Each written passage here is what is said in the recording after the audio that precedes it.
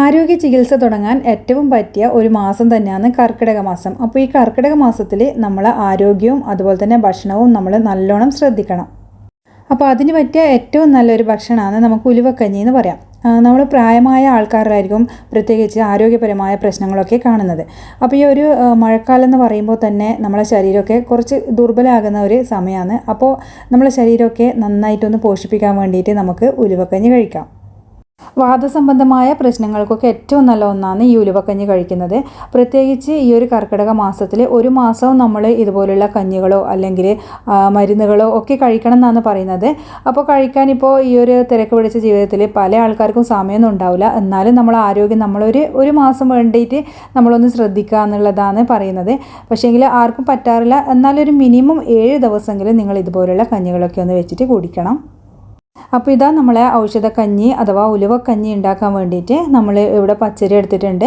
അപ്പോൾ ഞാനിവിടെ ഒരാൾക്കുള്ള അളവിലാണ് ഉണ്ടാക്കുന്നത്. 1/4 കപ്പ് പച്ചരി മാത്രമേ എടുത്തിട്ടുള്ളൂ. അപ്പോൾ എത്ര പേരുണ്ടോ അതിന് കണക്കായിട്ട് ഞാൻ എടുക്കുന്ന സാധനങ്ങളെ അളവുകളൊക്കെ ഒന്ന് കൂട്ടിക്കൊടുക്കുക. അതുപോലെ നമ്മൾ ഈ ഒരു ഉലുവക്കഞ്ഞിയൊക്കെ വെക്കാൻ ഏറ്റവും നല്ലതെന്ന് പറയുന്നത് ഞവര അരിയാണ്. അപ്പോൾ ഞവര അരി ഉണ്ടെങ്കിൽ അതെടുക്കുന്നതാണ് നല്ലത്. അപ്പോൾ എൻ്റെ കയ്യിൽ അതില്ലാത്തതുകൊണ്ടാണ് ഞാൻ ഈ പച്ചരി എടുത്തത്. അതുപോലെ തവിട് കളയാത്ത ഏത് അരി വേണമെങ്കിലും എടുക്കാം. പൊടിയരിയൊക്കെ ആകുമ്പോൾ അത് വളരെ നല്ലതാണ്. ഇപ്പോൾ നമ്മൾ പനിയൊക്കെ ഉണ്ടാകുന്ന സമയത്ത് പൊടിയരിയൊക്കെ കഞ്ഞി വെച്ച് കുടിക്കാറില്ലേ, അതുപോലെ പൊടിയരി ഉണ്ടെങ്കിൽ നമുക്കിത് വെന്ത് കിട്ടാനും വളരെ എളുപ്പമായിരിക്കും. പൊടിയരി ഉണ്ടെങ്കിൽ അതെടുക്കുക, അല്ലെങ്കിൽ ഞവര അരി യൂസ് ചെയ്താൽ മതി. അതുപോലെ തന്നെ പിന്നെ നമുക്ക് ആവശ്യമായിട്ടുള്ളത് ഉലുവയാണ്. അപ്പോൾ ഉലുവ എന്ന് പറഞ്ഞാൽ ഞാനിവിടെ 1 ടേബിൾ സ്പൂണാണ് എടുത്തത്. 1/4 കപ്പ് അരിക്ക് 1 ടേബിൾ സ്പൂൺ ഉലുവ മതിയാകും. അത് നല്ലോണം ഒന്ന് നമ്മൾ കഴുകിയതിന് ശേഷം വെള്ളത്തിൽ കുതിർത്ത് വെച്ചാണ്. അപ്പോൾ തലേന്ന് രാത്രിയാണ് കുതിർത്ത് വെക്കുന്നത്, ഇത് രാവിലെ ഉണ്ടാക്കുന്നത്. അപ്പോൾ നിങ്ങൾ വൈകുന്നേരം അല്ലെങ്കിൽ രാത്രി ഒരു സമയത്ത് നിങ്ങൾക്ക് കുടിക്കാൻ താല്പര്യം ഉണ്ടെന്നെങ്കിൽ നമുക്ക് രാവിലെ കുതിർത്ത് വെച്ചാൽ മതിയാകും. അപ്പോൾ ഇനി നമ്മളെടുത്ത അരി നല്ലോണം ഒന്ന് കഴുകിയതിന് ശേഷം കുക്കറിലേക്ക് ഇട്ട് കൊടുക്കാം. അപ്പോൾ പച്ചരി നിങ്ങൾക്ക് കുതിർക്കണമെങ്കിൽ ഉലുവ കുതിർക്കുന്ന ആ സമയം തന്നെ ഒന്ന് കുതിർത്ത് വെച്ചാൽ മതിയാകും. അപ്പോൾ ഞാനിത് പച്ചരി കുതിർത്തിട്ടില്ല, അതുകൊണ്ട് നേരിട്ട് ഈ കുക്കറിലേക്ക് ഇട്ട് കൊടുക്കുന്നത്. അതുപോലെ തന്നെ നമുക്ക് നേരത്തെ കുതിർത്ത് വെച്ച നമ്മളെ ഉലുവയും കൂടി ആ വെള്ളത്തോട് കൂടി തന്നെ അങ്ങ് ഒഴിച്ചു കൊടുക്കാം. വെള്ളം കളയേണ്ട ആവശ്യമില്ല.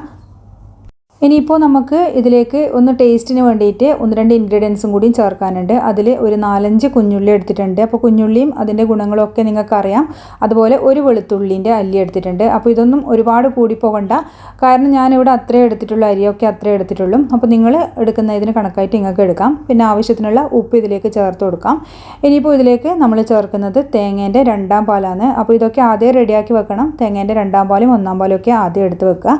അപ്പോൾ നമ്മൾ ഈ ഒരു 2-ാം പാലിൽ കിടന്നിട്ടാണ് നമ്മൾ അരി വേവിക്കുന്നത്. അപ്പോഴൊരു പ്രത്യേക രുചി തന്നെയാണ്. അപ്പോൾ ഇതുവരെ നിങ്ങളിങ്ങനെ ചെയ്ത് നോക്കിയിട്ടില്ലെങ്കിൽ തീർച്ചയായിട്ടും ഒന്ന് ട്രൈ ചെയ്ത് നോക്കുക. അപ്പോൾ ഈ ഒരു ഉള്ളിയും അതുപോലെ നമ്മളെ വെളുത്തുള്ളി ഒന്നും അങ്ങനെ നമ്മൾ ഈ കഞ്ഞി കഴിക്കുമ്പോൾ അങ്ങനെ കടിക്കും അങ്ങനെയൊന്നും ചെയ്യുന്നില്ല. ഇതിപ്പോൾ നമ്മൾ കുക്കറിൽ വേവിക്കുന്നതുകൊണ്ട് തന്നെ നല്ലോണം വെന്തടിഞ്ഞ് കിട്ടും. അപ്പോൾ ഇതിൻ്റെ ഔഷധ ഗുണം കൂടും, അതുപോലെ തന്നെ പ്രത്യേക രുചിയാണ് കഴിക്കാൻ വേണ്ടിയിട്ട്. ഇതൊന്നും എന്താ പറയണ്ടേ, കഴിക്കാത്ത കുട്ടികൾ പോലും കുടിക്കുന്ന പറയുന്നത്. ഉലുവക്കഞ്ഞിയൊക്കെ ആ ഒരു കയ്പുള്ളതുകൊണ്ട് പ്രത്യേകിച്ച് കുട്ടികൾക്കൊന്നും ഇഷ്ടാവില്ല. എന്നിപ്പോൾ മുതിർന്ന ആൾക്കാർക്കും ആ ഒരു കയ്പ് ഇഷ്ടമില്ലാത്ത ആൾക്കാരുണ്ട്. അപ്പോൾ ഇതുപോലെയൊക്കെ ഒന്ന് ചെയ്ത് നോക്കിക്കഴിഞ്ഞാൽ ഇതിൻ്റെ കയ്പൊക്കെ ഒന്ന് കുറക്കാൻ വേണ്ടി സഹായിക്കും. അതുപോലെ ഉലുവ ഡയറക്റ്റായിട്ട് നിങ്ങൾ വേവിക്കാണ്ട് കുതിർത്ത് വെച്ച് കഴിഞ്ഞാലും ആ ഒരു കയ്പൊന്ന് കുറക്കാൻ ഹെൽപ്പ് ചെയ്യും.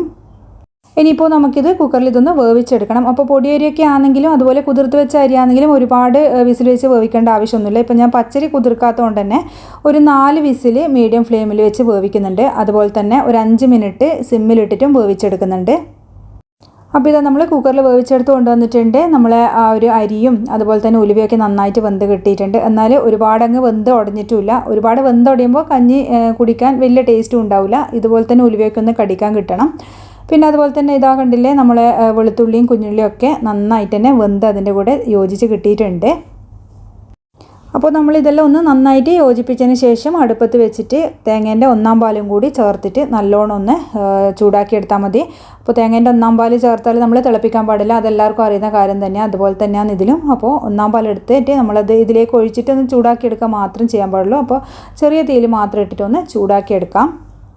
അപ്പോൾ ഈ ഒരു സമയത്ത് ഉപ്പൊക്കെ വേണമെങ്കിൽ നോക്കിയിട്ട് ചേർത്ത് കൊടുക്കാം. അപ്പോൾ ഞാൻ ചേർത്ത അളവൊക്കെ കറക്റ്റാണ്, അപ്പോൾ അതുകൊണ്ട് ചേർക്കുന്നില്ല. ഇനി ഫ്ലെയിം ഓഫ് ചെയ്യാം. അപ്പോൾ നമുക്കിനി കുറച്ച് പണിയും കൂടിയുണ്ട്.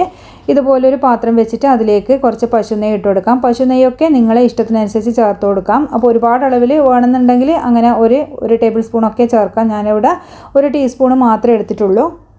അപ്പോൾ നെയ്യൊക്കെ കഞ്ഞിയിൽ ചേർത്ത് കുടിക്കുമ്പം നല്ല ടേസ്റ്റാണ്.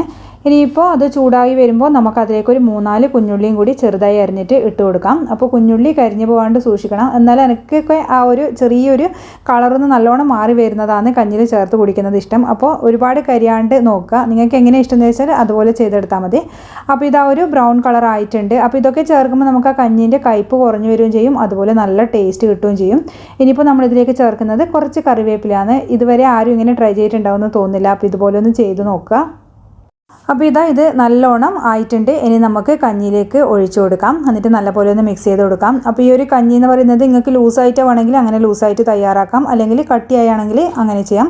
എൻ്റെ ഇത് ഇത്തിരി കുറച്ച് കട്ടിയുള്ളതാണ്. അപ്പോൾ ഇനിയിപ്പോൾ കുറച്ചും കൂടി ചൂടാറുമ്പോൾ ഇതൊന്നും കൂടിയും കട്ടിയാവും. അപ്പോൾ അങ്ങനെ കോരി കഴിക്കാൻ നല്ല ടേസ്റ്റാണ്. അപ്പോൾ ചില ആൾക്കാർക്കൊക്കെ എന്ന് പറയുമ്പോൾ കഞ്ഞി എന്ന് പറയുമ്പോൾ കുറച്ച് ലൂസായിട്ടുള്ളതായിരിക്കും ഇഷ്ടം. അങ്ങനെയാണെങ്കിൽ അങ്ങനെ ചെയ്തെടുത്താൽ മതി.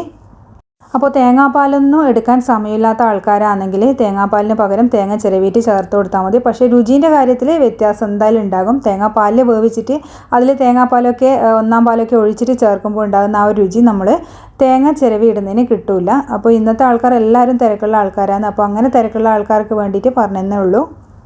അപ്പോൾ ഈ ഉലുവയൊക്കെ നമ്മൾ ദിവസവും ഭക്ഷണത്തിൽ ഉൾപ്പെടുത്തുന്നത് വളരെ നല്ലതാണ്. നമ്മളെ ശരീരത്തിന് ദഹന സംബന്ധമായ പ്രശ്നങ്ങൾക്കൊക്കെ വളരെ നല്ലൊരു പ്രതിവിധിയാണ് നമ്മൾ ഉലുവ കഴിക്കുന്നത്.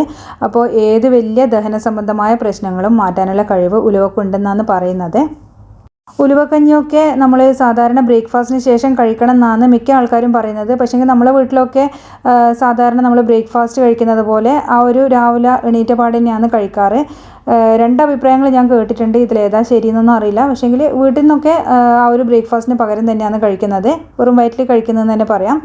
അപ്പോൾ നിങ്ങളുടെ താല്പര്യം എങ്ങനെയാണെന്ന് വെച്ചാൽ അങ്ങനെ ചെയ്യാം. ഒന്നുകിൽ ബ്രേക്ക്ഫാസ്റ്റിന് കഴിക്കുക, അല്ലെങ്കിൽ രാത്രി ഡിന്നറിന് കഴിക്കുന്നവരുണ്ട്. ഉലുവ സ്ഥിരമായിട്ട് 1 മാസം തുടർച്ചയായി കഴിച്ചു കഴിഞ്ഞാൽ ഹൃദയ സംബന്ധമായ പ്രശ്നങ്ങളൊക്കെ ഉണ്ടെങ്കിൽ അതിനൊക്കെ മാറ്റാൻ കഴിയുമെന്നും പറയുന്നുണ്ട്. അതുപോലെ എത്ര വലിയ ചുമേനെയും തടുത്തു നിർത്താനുള്ള കഴിവ് ഉലുവക്കുണ്ടെന്നാണ് പറയുന്നത്. പ്രസവിച്ച് കിടക്കുന്നവർക്ക് മുലപ്പാലില്ലെങ്കിൽ മുലപ്പാൽ വർദ്ധിപ്പിക്കാനൊക്കെ വളരെ നല്ലതാണ് ഇത് കഴിക്കുന്നത്. രാവിലെ വെറും വയറ്റിൽ കഴിക്കാം. അതുപോലെ തന്നെ ഇത് കഞ്ഞി പോലെ ആക്കിയിട്ടും കഴിക്കണമെന്നില്ല അവർക്ക്. നമ്മൾ ഉലുവ വേവിച്ചിട്ട് അതിൽ ശർക്കര ചേർത്തിട്ട് തേങ്ങയൊക്കെ ചിരവിയിട്ടിട്ട് കഴിക്കുന്നതും മുലപ്പാൽ വർദ്ധിപ്പിക്കാൻ സഹായിക്കുന്നുണ്ട്. അതുപോലെ ഗർഭാശയ സംബന്ധമായ പല പ്രശ്നങ്ങൾക്കും ഏറ്റവും നല്ല മരുന്നാണ് ഉലുവ കഴിക്കുന്നത്. അതുപോലെ തന്നെ നമ്മളെ ലൈഫ് സ്റ്റൈൽ ഡിസീസായ ഷുഗർ, പ്രഷർ, കൊളസ്ട്രോൾ ഇതിനെയൊക്കെ ഒന്ന് കൺട്രോൾ ചെയ്യാനുള്ള കഴിവും ഉലുവക്കുണ്ട് എന്ന് പറയുന്നത്. അപ്പോൾ ഷുഗറും കൊളസ്ട്രോളും ഉള്ളവരൊക്കെ ഉലുവ തലേന്ന് രാത്രി വെള്ളത്തിൽ കുതിർത്ത് വെച്ചിട്ട് രാവിലെ അങ്ങനെ വെറും വയറ്റിൽ കഴിക്കുന്ന കാണാറുണ്ട്. അതുപോലെ മുളപ്പിച്ചിട്ട് കഴിക്കാം. അപ്പോൾ ഉലുവ കുതിർത്ത് വെക്കുമ്പോൾ അതിൻ്റെ വെള്ളം കൂടി കഴിക്കുന്നതാണ് നല്ലത്. അപ്പോൾ എല്ലാവരും ഇതുപോലെ കർക്കിടക മാസത്തിൽ നമ്മൾ ആരോഗ്യം ഒന്ന് ശ്രദ്ധിക്കുക. ഇതുപോലെയുള്ള ഉലുവക്കഞ്ഞിയും അതുപോലെ മരുന്നുണ്ട ഇങ്ങനെയൊക്കെ ഉണ്ടാക്കിയിട്ട് കഴിക്കുക. അപ്പോൾ നമ്മളെ വീട്ടിലുള്ള എപ്പോഴും ഉണ്ടാകുന്ന സാധനങ്ങൾ വെച്ചിട്ട് നമുക്ക് വളരെ പെട്ടെന്ന് ഉണ്ടാക്കാൻ പറ്റുന്ന ഒരു സാധനമാണിത്. അപ്പോൾ എല്ലാവരും ഒന്ന് തയ്യാറാക്കി നോക്കുക. വീഡിയോ ഇഷ്ടമായി ഷെയർ ചെയ്യാൻ മറക്കരുത്. താങ്ക്